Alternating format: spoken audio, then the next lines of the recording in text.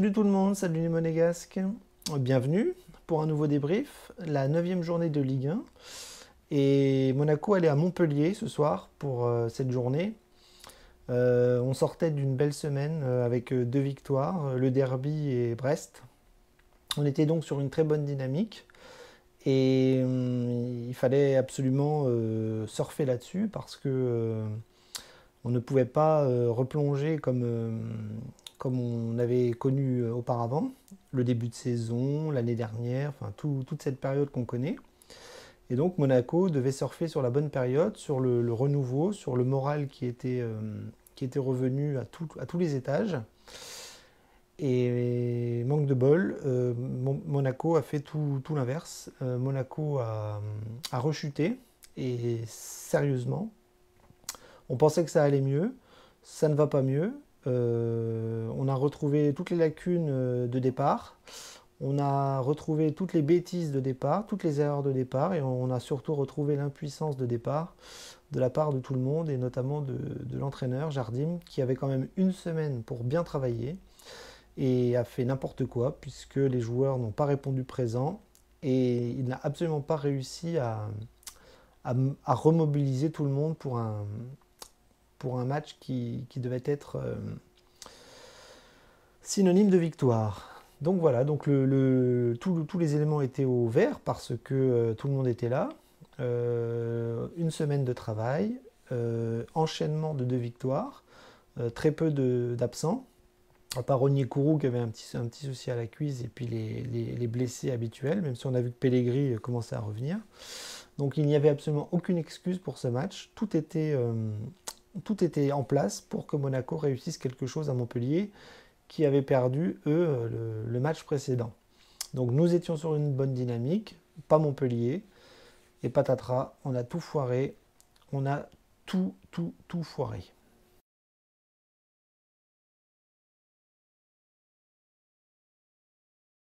Alors la première mi-temps commence plutôt bien, parce que l'équipe est plutôt bien en place.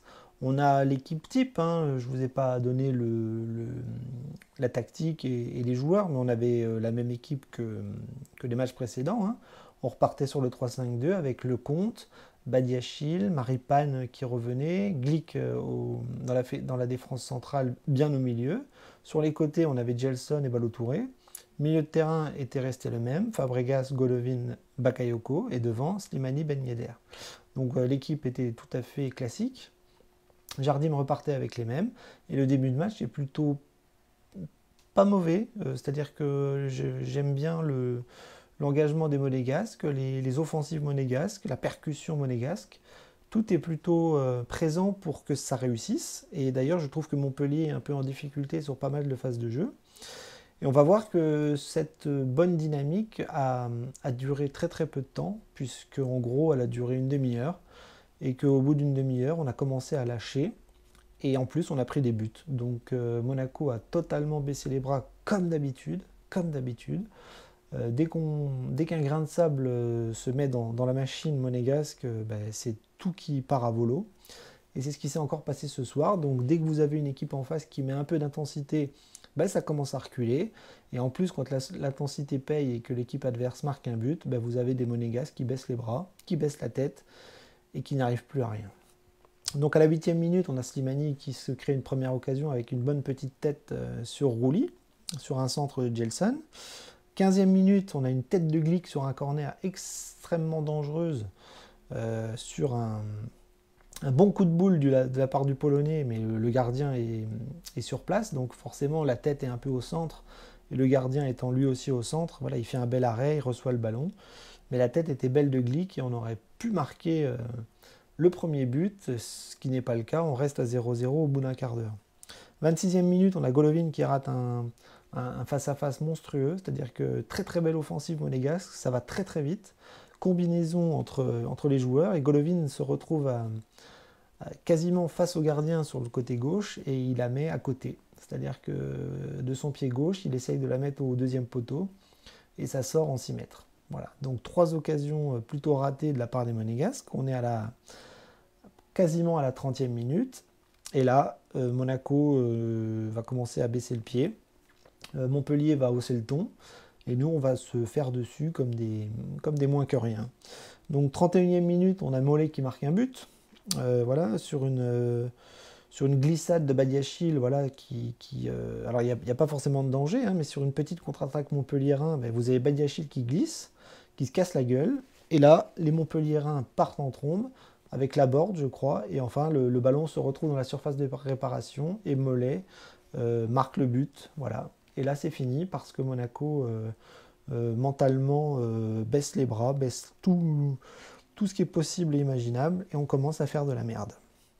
34e minute, on a Delors qui se retrouve en face à face quasi avec Lecomte.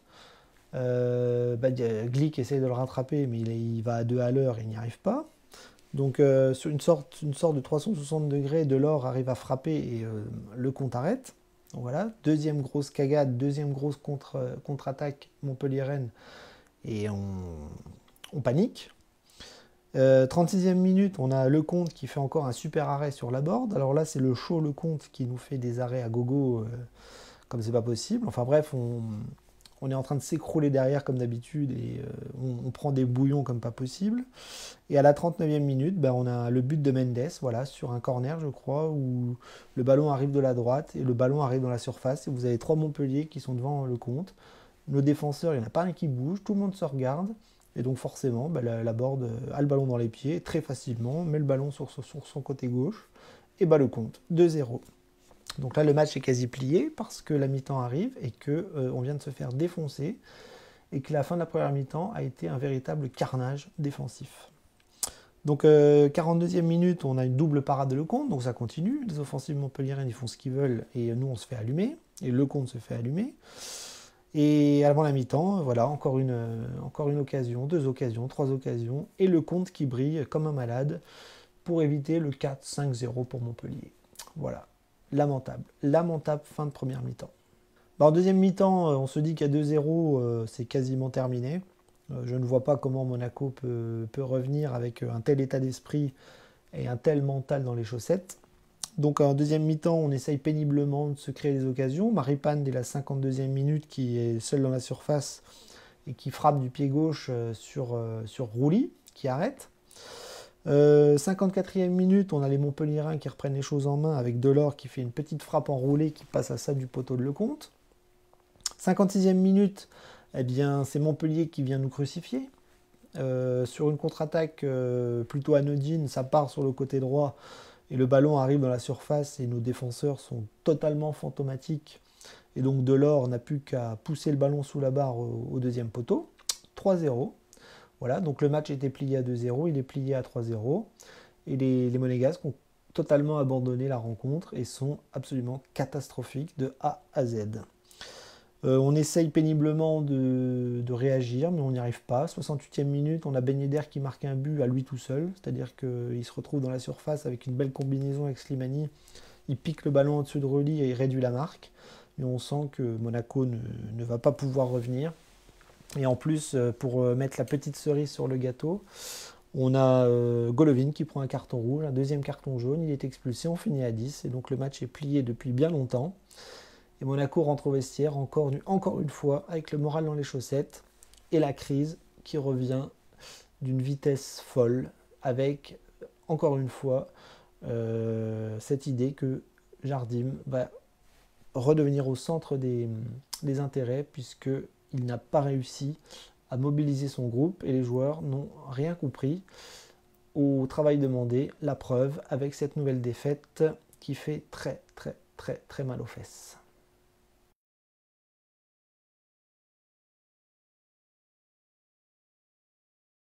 Alors pour analyser l'équipe, ça va être assez rapide parce que tout le monde a été en dessous de tout, à part Lecomte, bien évidemment. Vous avez compris que lui nous en a sauvé encore 5, 6, voire 7 ce soir. Il s'est fait allumer. On a retrouvé le Monaco du début de saison qui faisait n'importe quoi. Des erreurs défensives grossières, un milieu de terrain qui était totalement largué alors qu'il avait donné l'impression de revenir les derniers matchs. Une attaque fantomatique, c'est-à-dire que Slimani Ben Yedder qui brillait depuis des semaines ne fait plus rien ce soir. Donc voilà, tout le monde a été à côté de la plaque et tout le monde a baissé les bras. Et c'est ça qui m'embête le plus.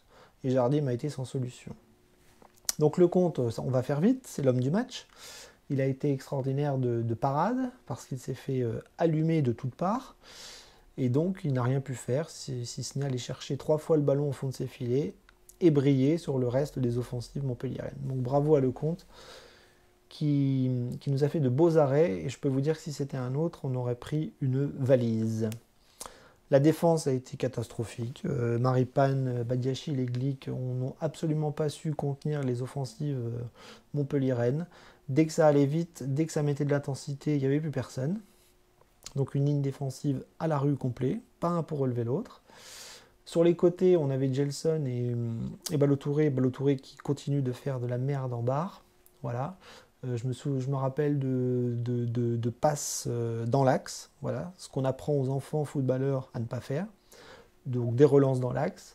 Des ballons où, au moment où il doit assurer la défense, panique, la fout en touche ou fait une faute. Donc un Balotouré défensivement encore catastrophique, ça continue. Et Gelson, côté droit, qui s'est bien battu offensivement, mais qui dans le dernier geste a remontré toutes ses lacunes.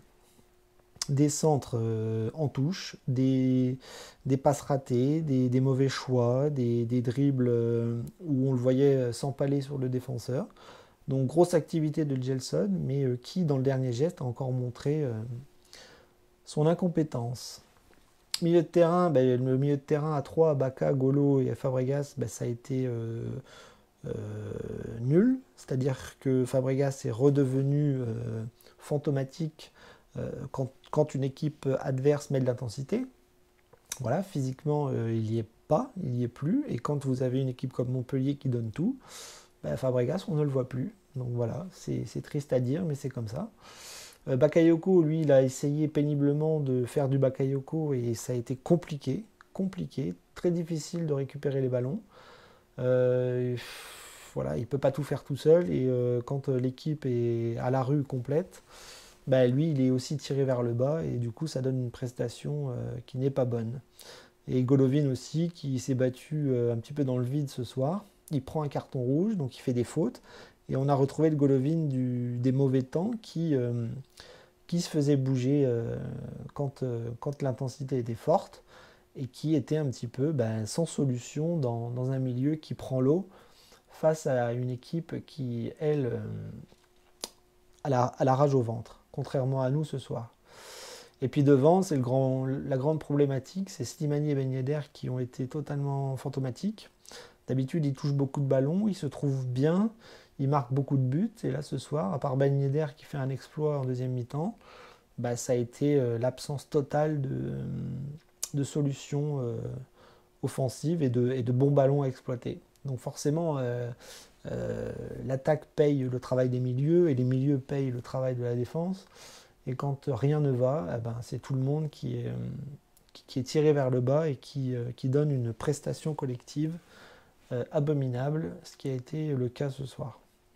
Les remplaçants, Jardim a essayé de faire rentrer Baldé, Adrien Silva et Aguilar, mais ça n'a servi à rien puisque personne n'a marqué, personne ne s'est créé d'occasion franche. Et le dispositif tactique de la deuxième mi-temps n'a rien changé. En plus, on a fini à 10. Voilà. Donc 0 pointé pour tout le monde. Jardim, les joueurs, j'ai même envie de dire les supporters, parce qu'on a vu les supporters monégasques claquer un feu d'artifice dans les tribunes. J'ai pas compris. La communauté monégasque dans les stades, c'est souvent une belle fierté. C'est souvent une très très belle image. Alors ce soir, c'est un 0 pointé pour le gars qui a allumé ses feux d'artifice dans la tribune visiteur de Montpellier. Voilà. Donc vous voyez, c'est une soirée noire de A à Z. Et il n'y en a pas un pour relever l'autre. Et donc on retombe dans nos travers, on retombe dans la crise. Et on retombe dans le Jardim out. Voilà. Nous y revoilà.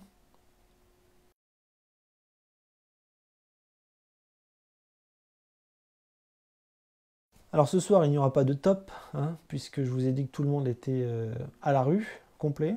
tout le monde a été en dessous de tout. Donc mon flop, ça pourrait être l'ensemble des protagonistes de ce Montpellier-Monaco. Hein, comme je vous ai dit, les joueurs, le coach, les supporters, enfin rien n'a été ce soir. Mais si je devais en choisir un, franchement, je ne peux pas choisir de flop. Et je vous ai dit, le seul top que j'aurais pu choisir, mais j'ai même pas envie de le mettre tellement c'est compliqué de prendre 3 buts, c'est Lecomte. Voilà, Lecomte qui a fait beaucoup de beaux arrêts, mais il a pris aussi beaucoup de buts. Alors c'est la seule petite satisfaction de la soirée, mais dans l'ensemble c'est un flop généralisé.